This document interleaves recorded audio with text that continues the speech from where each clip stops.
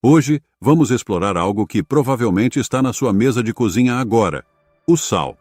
Mas não vamos falar sobre colocá-lo nas batatas fritas, e sim sobre o sal como um símbolo de algo muito mais profundo, algo divino. Se você já se perguntou por que o sal é mencionado na Bíblia, ou como ele pode ser considerado uma arma espiritual, continue por aqui, porque isso vai te surpreender. Então vamos fazer uma viagem no tempo até o Antigo Testamento, mais especificamente ao livro de Levítico. Eu sei, Levítico pode não ser o seu livro preferido para ler antes de dormir, mas me acompanhe aqui. Em Levítico capítulo 2, versículo 13, Deus dá uma instrução bem específica. Tempere todas as suas ofertas de cereal com sal. Não deixe de adicionar o sal da aliança do seu Deus às suas ofertas de cereal. Adicione sal a todas as suas ofertas. Ok? Espera aí. Deus acabou de falar sobre uma aliança de sal? Sim, ele falou. E o mais incrível é que isso não é apenas uma escolha aleatória de tempero. O sal, nos tempos antigos, era algo muito importante. Não se tratava apenas de sabor, mas de preservação. O sal tinha o poder de impedir que as coisas apodrecessem, o que o tornava inestimável. E no contexto da Bíblia, não era apenas sobre manter a carne fresca. O sal simbolizava algo eterno, algo que não se deterioraria com o tempo. Uma aliança. Vamos entender isso melhor. Uma aliança é um acordo sagrado, uma promessa divina entre Deus e seu povo. É como o contrato supremo. E o fato de Deus ter escolhido o sal para simbolizar essa aliança não é pouca coisa. O sal era usado nos sacrifícios como uma forma de mostrar que essa aliança era inquebrável, duradoura e pura, assim como o próprio sal. Ele não iria se desgastar ou estragar. Era para durar para sempre. E aqui fica ainda mais interessante. Em Números capítulo 18, versículo 19, Deus diz: tudo o que for separado das ofertas sagradas que os israelitas apresentarem ao Senhor, eu dou a você, aos seus filhos e filhas, como sua parte perpétua. É uma aliança perpétua de sal diante do Senhor, tanto para você quanto para os seus descendentes. Você percebeu isso? Uma aliança perpétua de sal. Deus está literalmente dizendo que esse acordo, simbolizado pelo sal, é para durar para sempre, não apenas para as pessoas daquela época, mas para todas as gerações. Então, por que sal? Por que não ouro ou algum outro recurso valioso? Bem, ao contrário do ouro, que pode ser derretido, ou da prata, que pode se manchar, o sal é estável, é consistente e, quando puro, não muda. É uma metáfora perfeita para as promessas de Deus, imutáveis, duradouras e dignas de confiança. Mas aqui está o ponto-chave. Isso não é apenas uma tradição antiga que perdeu sua relevância. O conceito de uma aliança de sal tem implicações profundas para nós hoje. Pense nisso. Se a aliança de Deus é como o sal, isso significa que as suas promessas para nós são preservadas, intocáveis e eternas. Em um mundo onde tantas coisas são incertas e passageiras, essa ideia de uma aliança eterna e inquebrável é incrivelmente reconfortante. Ela nos lembra que as promessas de Deus são algo em que podemos confiar, não importa o que aconteça. E não vamos esquecer o lado prático disso. Naquela época, o sal era uma mercadoria valiosa. Guerras eram travadas por causa dele. Pessoas eram pagas com ele. Já ouviu a palavra salário? Ela vem de sal, a palavra latina para sal. Então, quando Deus usa o sal como símbolo, ele não está escolhendo algo aleatório. Ele está escolhendo algo que todos na época entendiam como valioso e essencial. Agora, vamos mergulhar em uma das histórias mais intensas e dramáticas da Bíblia, Sodoma e Gomorra.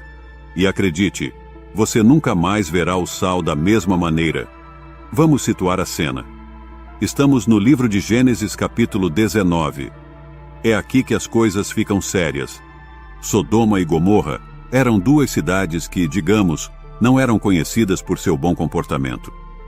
Estamos falando de lugares tão corruptos, tão moralmente degradados, que Deus decidiu que era hora de apagá-los do mapa. Mas aqui é onde fica interessante. ele envia 2 anjos para avisar Ló, o único homem justo na cidade, e lhe diz para tirar sua família de lá antes que a destruição comece. Então imagine, Ló, sua esposa e suas filhas estão literalmente correndo por suas vidas, fugindo da cidade, e os anjos lhes dão uma instrução muito específica: não olhem para trás. Parece simples, certo? Mas aqui é onde as coisas tomam um rumo sombrio. A esposa de Ló, por razões que só podemos especular, olha para trás para a cidade e, bam, ela se transforma em uma estátua de sal. Agora, por que sal? De todas as coisas em que ela poderia ter se transformado, por que a Bíblia menciona especificamente o sal? Isso não é apenas um detalhe aleatório, está repleto de simbolismo. O sal, neste contexto, representa julgamento. É como uma consequência final, irreversível. Quando a esposa de Ló desobedeceu ao comando divino, ela não estava apenas olhando para uma cidade. Ela estava olhando para o pecado, para a corrupção, para tudo o que Deus estava destruindo. E naquele momento, ela foi julgada. Vamos aprofundar um pouco mais. Transformar-se em uma estátua de sal não era apenas uma questão de punição.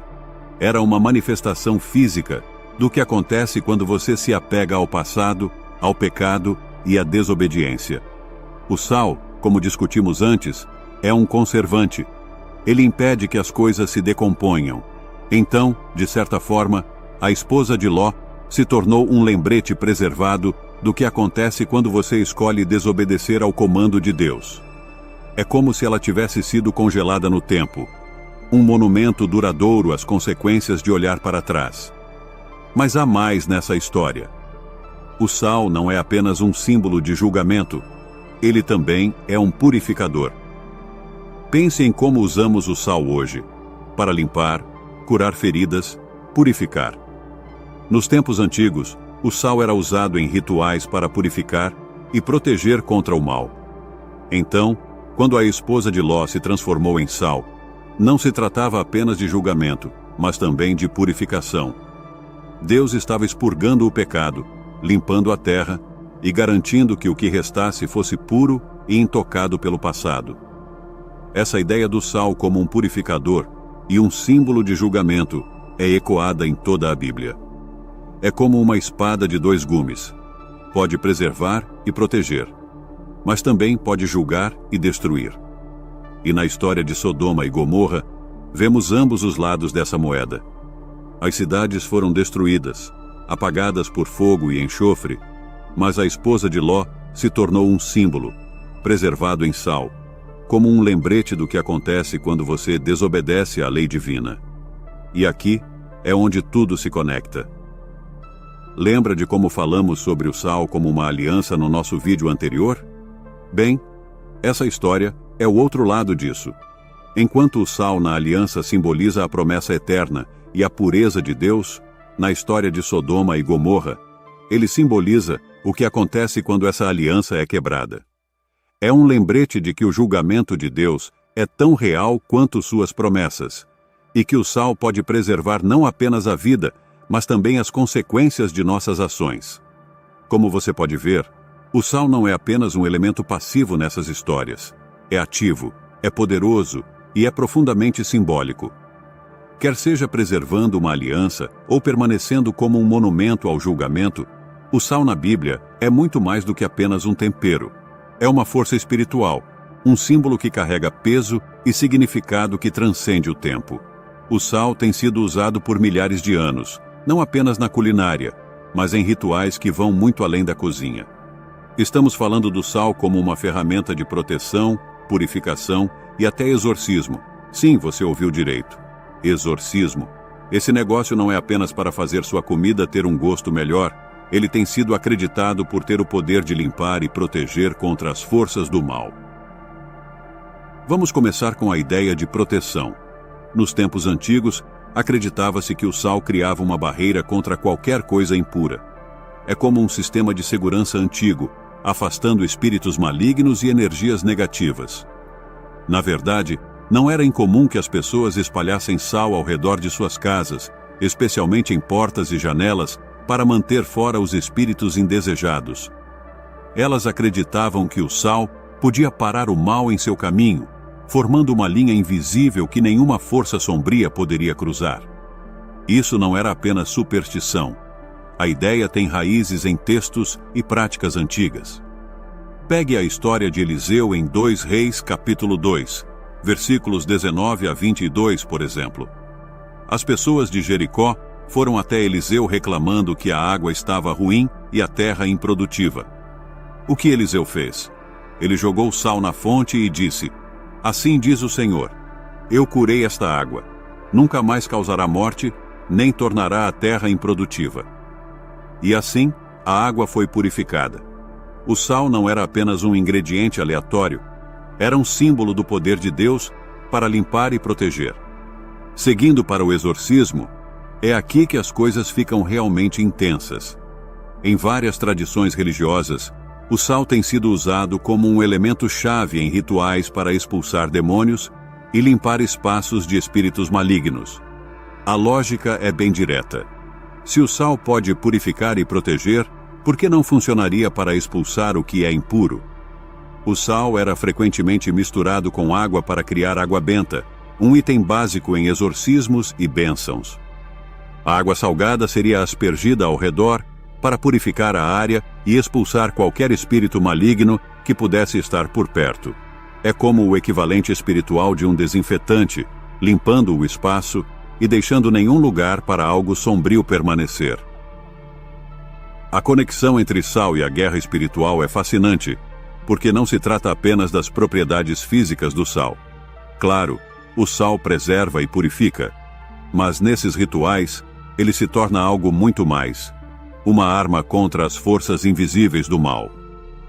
É um lembrete de que, em questões espirituais, até os itens mais comuns do dia a dia podem adquirir um significado profundo. E não é apenas no passado. Até hoje, você encontrará pessoas que ainda usam sal para proteção espiritual.